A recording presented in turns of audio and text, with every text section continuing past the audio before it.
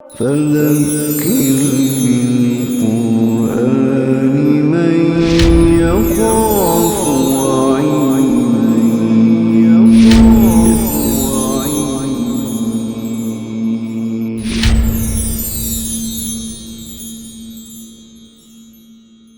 مسلمانوں سے جو گفتگو ہے اس میں اب انسٹرکشن جو ہیں وہ شروع ہو رہی ہے، یعنی بنیادی باتیں کہ تمہیں یہاں اسٹیڈ فاسٹنس کا مظاہرہ کرنا ہوگا، صبر و تحمل کا مظاہرہ کرنا ہوگا، اور اللہ تعالیٰ کو ماننا ہوگا، اور اشارہ درمیان میں خانہ کعبہ کی طرف، اور پھر نشانیوں کا تذکرہ، پھر انسان کا ایٹیٹیوڈ کہ اللہ تعالیٰ کو پہچان جب تک نہیں لیتا تو وہ کبھی ادھر جا رہا ہے کبھی ادھر جا رہا ہے، جب وہ اللہ پر ایمان لے آتا ہے تو پھر اس کی تمام تر محبتیں اللہ تعالیٰ ہی کے لیے خاص ہو جاتی ہیں۔ اب احکام کا سلسلہ شروع ہو رہا ہے۔ یا ایھا الناس، احکام میں اہم ترین جو ہے وہ کھانے پینے کے احکام ہوتے ہیں، حلال اور حرام۔ لوگوں کلوا مما فی الارض حلالا طیبا، زمین پر سے کھاؤ جو کچھ بھی حلال اور پاک ہے۔ ولا تتبعوا خطوات الشیطان، اور دیکھنا شیطان کے قدموں کے پر نہ چلنا، انہ لکم عدو مبین، یقیناً وہ تمہارا کھلا دشمن ہے۔ انما یامرکم بالسوء والفحشاء، بے شک وہ تو تمہیں حکم دیتا ہے برائی اور بے حیائی کا، وان تقولوا علی اللہ ما لا تعلمون، اور یہ کہ تم اللہ کے بارے میں وہ کچھ کہو جو تم جانتے نہیں ہو۔ یعنی حلال و حرام کا تعلق، حکم کیا ہے؟ حلال میں پاک اور صاف چیزیں کھاؤ، اور نوٹ آف کوشن کیا ہے کہ شیطان کے نقوش پا پر نہ چلو، وہ تمہارا کھلا دشمن ہے۔ پھر ایک بڑی اہم بات کہی گئی ہے کہ یقیناً شیطان تمہیں برائی اور بے حیائی کا حکم دیتا ہے۔ اب حلال کے ساتھ جو اس کا تعلق ہے کہ جب انسان اپنے آپ کو ریسٹرکٹ کرتا ہے پاک اور حلال پر تو اس کی بظاہر روزی جو ہے وہ تنگ ہوتی ہے، بظاہر اس کو زیادہ آپشنز نہیں ملتی، یہ بھی حرام ہے، یہ ناپاک ہونے کی وجہ سے حرام ہے، اور یہ بے حیائی کی بات ہے اس لیے غلط ہے۔ تو اب اس کا دائرہ جو ہے وہ اس کو تنگ ہوتا ہوا نظر آئے گا نا۔ لیکن اللہ تعالیٰ کے ساتھ وفاداری اور اللہ تعالیٰ کے ساتھ اخلاص کا تعلق کیا ہے کہ انسان کہے کہ نہیں نہیں، میں اللہ کا وفادار ہوں، نہ میں گندا کھاؤں گا اور نہ میں بے حیائی کے ذریعے سے کھاؤں گا۔ انما یامرکم بالسوء والفحشاء، اور یہ کہ ان تقولوا علی اللہ ما لا تعلمون، اللہ کے بارے میں وہ کہو جو تم نہیں جانتے، یعنی اللہ تعالیٰ کی طرح غلط چیزیں منسوب کرنا۔ یہ ساری جو مذہبی ہائرارکی کی جو دکانداری ہوتی ہے وہ اس کی بنیاد پر ہوتی ہے کہ وہ کچھ اپنی سیلف میڈ باتیں جو ہے وہ لوگوں کو بتاتا ہے کہ ایسا کرو ایسا کرو، اس سے اللہ خوش ہوتا ہے، اور اس سے ایسا ہو جاتا ہے، اور یہ ٹھیک ہے اور یہ غلط ہے۔ یہاں سے پھر وہ دروازہ جو ہے وہ کھلتا ہے حرام کھانے کا۔ وَإِذَا قِيلَ لَهُمُ اتَّبِعُوا مَا أَنزَلَ اللَّهُ، اور جب ان سے کہا جاتا ہے کہ پیروی کرو اس کی جو اللہ نے نازل فرمایا ہے، قَالُوا بَلْ نَتَّبِعُ مَا أَلْفَيْنَا عَلَيْهِ آبَاءَنَا، تو کہتے ہیں کہ ہم تو پیچھے چلیں گے اس کے کہ جس پر ہم نے عمل پیرا پایا ہے اپنے باپ دادوں کو۔ اَوَلَوْ كَانَ آبَاؤُهُمْ لَا يَعْقِلُونَ شَيْئًا وَلَا يَهْتَدُونَ، خواہ ان کے باپ دادا نہ سینسیبل ہوں اور نہ ہی وہ ہدایت یافتہ ہوں۔ وَمَثَلُ الَّذِينَ كَفَرُوا كَمَثَلِ الَّذِي يَنْعِقُ بِمَا لَا يَسْمَعُ إِلَّا دُعَاءً وَنِدَاءً، اور مثال ان لوگوں کی جنہوں نے کفر کیا ایسی ہے جیسے کوئی شخص پکارے ان کو جو نہیں سنتے کچھ سوائے پکارنے اور چلانے کے۔ صُمٌّ بُكْمٌ عُمْيٌ فَهُمْ لَا يَعْقِلُونَ، وہ بہرے گونگے اور اندھے ہیں، کچھ نہیں سمجھتے۔ یا ایھا الذین آمنوا کلوا من طیبات ما رزقناکم واشکروا للہ ان کنتم ایاہ تعبدون۔ پہلے جنرل حکم تھا یا ایھا الناس، یعنی آیت نمبر 168 میں دیکھیے لوگوں سے خطاب ہے، نوع انسانی سے خطاب ہے کہ کلوا مما فی الارض حلالا طیبا۔ اب وہی حکم جو ہے وہ مسلمانوں کو دیا جا رہا ہے، یا ایھا الذین آمنوا، اے ایمان والو، کلوا من طیبات ما رزقناکم، کھاؤ جو پاک چیزیں ہم نے تمہیں عطا کی ہیں ان میں سے، واشکروا للہ، اور اللہ کا شکر ادا کرو، ان کنتم ایاہ تعبدون، اگر تم اسی کے بندے ہو۔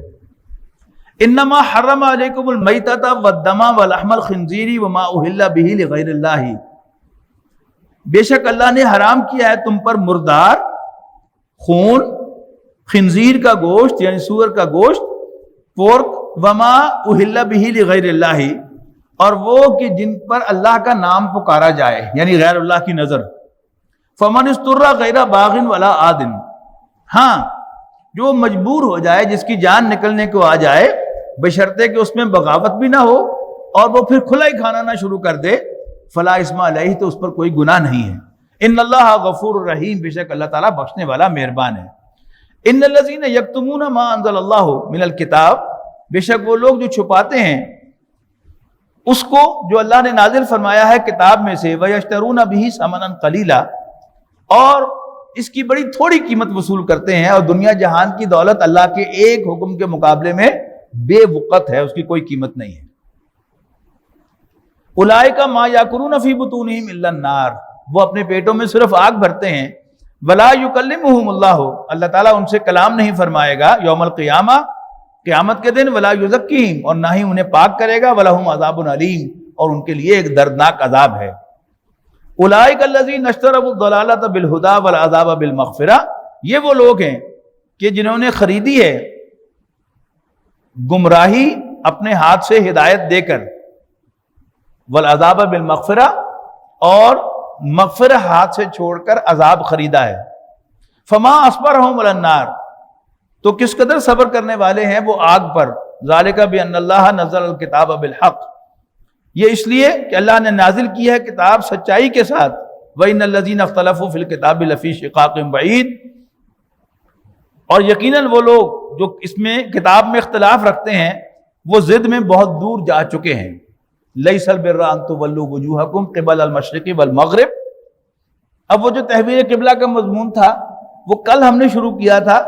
پہلی آیت کیا تھی کہ للہ المشرق والمغرب اینما تولوا فثم وجہ اللہ، مشرق و مغرب اللہ ہی کے ہیں، جدھر بھی تم رخ کرو گے اللہ ہی کی طرف تمہارا رخ ہوگا. پھر 17ویں اور 18ویں رکوع میں تحویل قبلہ کا حکم آ گیا اور ایمفیسس آ گیا کہ نو وے، تم خانہ کعبہ سے اپنا رخ نہیں پھیر سکتے، خواہ کتنا ہی تمہیں سبز باغ دکھایا جائے کہ جو ہم آہنگی ہونی چاہیے اور مماثلت ہونی چاہیے اور محبت ہونی چاہیے، کچھ نہیں. اللہ کا حکم ایک طرف، اس کے مقابلے میں اور کچھ نہیں ہے. اچھا، اب جو یہودیوں نے مسلمانوں کا پھر جینا حرام کیا، اب آخری بات جو ہے ان پہ منہ پہ ماری جا رہی ہے کہ لیس البر ان تولوا وجوہکم قبل المشرق والمغرب. قبلہ ہے کیا چیز؟ قبلہ پورا کا پورا دین نہیں ہے، اگرچہ اس کی اہمیت اپنی جگہ پر ہے لیکن وہ پورا دین نہیں ہے. دین میں سب سے پہلے ایمان باللہ ہے، پھر ایمان بالآخرت ہے، پھر ایمان بالرسالت ہے. اس کے بعد پھر دین کے احکام آتے ہیں. احکام میں ایک رکن جو ہے وہ نماز ہے، اور نماز کی ایک شرط، ساری شرائط میں سے ایک شرط جو ہے وہ کیا ہے؟ وہ قبلہ رخ ہونا ہے. تو لیس البر ان تولوا وجوہکم قبل المشرق والمغرب، نیکی صرف یہی نہیں ہے کہ تم اپنے چہروں کو مشرق اور مغرب کی طرف پھیر دو. ولکن البر، نیکی تو اصل میں اس کی نیکی ہے من آمن باللہ والیوم الآخر، جو ایمان لائے اللہ پر، یوم آخر پر، والملائکۃ والکتاب والنبیین، فرشتوں، کتابوں اور نبیوں پر، وآت المال علی حبہ، اور مال کی محبت کے ہوتے ہوئے وہ دے مال کس کو؟ ذوی القربى والیتامى والمساکین وابن السبیل والسائلین وفی الرقاب، قرابت داروں کو، یتیموں کو، مسکینوں کو، مسافروں کو، سوال کرنے والوں کو، اور گردنوں کے چھڑانے میں. وَأَقَامَ الصَّلَاةَ وَآتَى الزَّكَاةَ، اور وہ نماز قائم کرے اور زکوٰۃ ادا کرے. اب یہ کیا ہو گیا؟ پہلا حصہ ایمانیات کا، دوسرا انسانی ہمدردی کا، اب تیسرا وہ ہے دین کے جو فرائض ہیں. وَأَقَامَ الصَّلَاةَ اور وَآتَى الزَّكَاةَ، نماز قائم کرے اور زکوٰۃ ادا کرے. وَالْمُوفُونَ بِعَهْدِهِمْ إِذَا عَاهَدُوا، اور ایفا کرنے والے اپنے عہدوں کا جب کبھی وہ معاہدہ کر لیں. یہ کیا ہے؟ بین الانسانی معاملات. زندگی کے جو معاملات ہیں وہ عہد پر بیس کرتے ہیں سارے کے سارے. کچھ معاہدے لکھے ہوئے ہیں، کچھ زبانی ہیں، اور کچھ امپلائڈ ہیں. امپلائڈ سے جیسے میری مراد ہے کہ والدین اور اولاد کے درمیان ایک کانٹریکٹ ہے جو نہ کہیں لکھا ہوا ہے نہ زبانی طے پایا ہے. ایک سٹیج پر والدین اپنا سب کچھ اپنے بچوں پر انویسٹ کرتے ہیں، پھر دوسری سٹیج آتی ہے کہ جب بچے پر لازم ہے، بیٹے پر لازم ہے، بیٹوں پر لازم ہے کہ وہ اپنا سب کچھ اپنے والدین پر انویسٹ کریں اور انہیں ری پے کریں جو کچھ انہوں نے ان پر لگایا. تو اور ایفا کرنے والے اپنے وعدوں کو اذا عاہدوا، جب وہ معاہدہ کریں، والصابرین فی الباساء والضراء حین الباس، اور خاص طور پر صبر کرنے والے. کہاں صبر کرنے والے؟ جسمانی تکلیف میں، بھوک میں، جسمانی تکلیف میں اور جنگ کے وقت. اولئک الذین صدقوا، یہی وہ لوگ ہیں کہ جو سچے ہیں. واولئک هم المتقون، اور یہی اللہ سے ڈرنے والے ہیں. یا ایھا الذین آمنوا کتب علیکم القصاص، اے ایمان والو تم پر قصاص لینا فرض کیا گیا ہے. قصاص ہے کہ جان کے بدلے جان لینا، اس کو قصاص کہتے ہیں. ہمارے دین کی روح سے یہ دو جو جرائم ہیں ان کی اورینٹیشن بالکل ایک دوسرے سے مختلف ہے رومن لا کے مقابلے میں. جو مغرب کا قانون ہے اس کے مطابق قتل جو ہے یہ آفینس اگینسٹ دا اسٹیٹ ہے، لہذا قتل کے جرم کو صرف اسٹیٹ معاف کر سکتی ہے. ہیڈ آف اسٹیٹ کے پاس رحم کی درخواست دی جا سکتی ہے اور وہ اس کو معاف کر سکتا ہے. مقتول کا وارث معاف نہیں کر سکتا. اس کے مقابلے میں مغرب کے قانون میں بدکاری جو ہے یہ آفینس اگینسٹ دا پرسن ہے، اور اگر پرسن جو ہے وہ آفینس نہ کرے، سمجھے اس کو اور رضامندی ظاہر کر دے تو پھر جرم نہیں رہتا. تو پھر مغربی قانون کے مطابق ریپ جرم ہے، زنا جرم نہیں ہے. جبکہ اسلامی قانون میں بالکل الٹ ہے. زنا جو ہے یہ آفینس اگینسٹ اللہ ہے، اگینسٹ اسٹیٹ ہے. جب بھی بدکاری ہوگی تو اسٹیٹ اس کو پروزیکیوٹ کرے گی اور سزا دلوائے گی.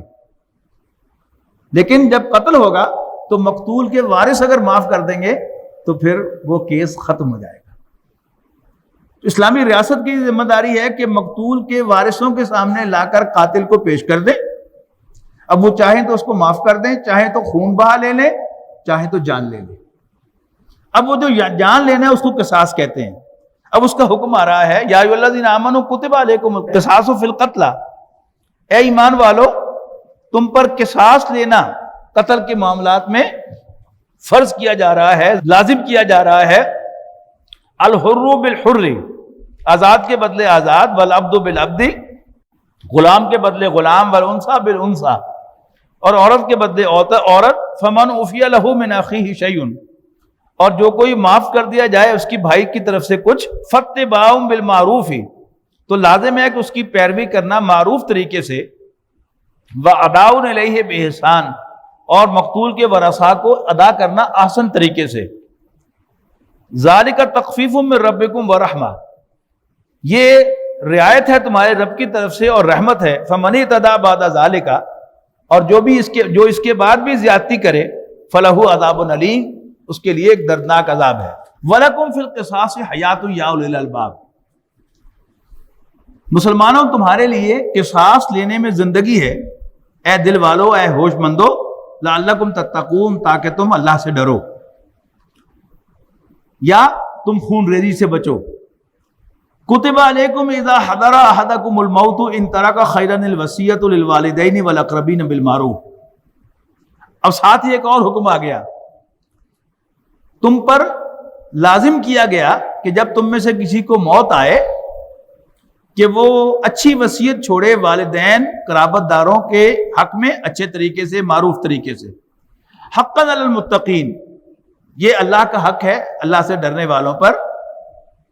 فمن بدلہ بعد ما سمعہ، اب وصیت چونکہ لکھوائی جاتی ہے تو کوئی سنتا ہے اور لکھتا ہے اور وہی گواہی دیتا ہے کہ مرنے والے نے یہ وصیت کی تھی. فمن بدلہ بعد ما سمعہ، اور جو اس کو بدلے اس کے بعد کہ اس نے اس کو سنا ہو، فإنما اسمہ علی الذین یبدلونہ، تو اس کا گناہ اس کو بدلنے والوں پر ہے. ان اللہ سمیع علیم، بے شک اللہ تعالیٰ سننے والا جاننے والا ہے. فمن خاف من موص جنفا او اثما، اور اگر کسی کو اندیشہ ہو وصیت کرنے والے کی طرف سے حق تلفی یا گناہ کا، فاصلح بینہم، اور وہ ان کے درمیان صلح کرا دے، فلا اثم علیہ، تو اس پر کوئی گناہ نہیں ہے۔ ان اللہ غفور الرحیم، بے شک اللہ تعالیٰ بخشنے والا مہربان ہے۔ یا ایھا الذین آمنوا کتب علیکم الصیام کما کتب علی الذین من قبلکم لعلکم تتقون، اے ایمان والو، تم پر روزہ رکھنا فرض کیا جا رہا ہے جیسے تم سے پہلوں پر فرض کیا گیا تھا، لعلکم تتقون، تاکہ تم بچنے والے، اللہ سے ڈرنے والے بن جاؤ۔ ایاما معدودات، چند گنتی کے دن، فمن کان منکم مریضا، لیکن جو تم میں سے کوئی مریض ہو، او علی سفر، یا مسافر ہو، فعدۃ من ایام اخر، تو اس کے ذمے ہے بعد کے دنوں میں گنتی کا پورا کرنا۔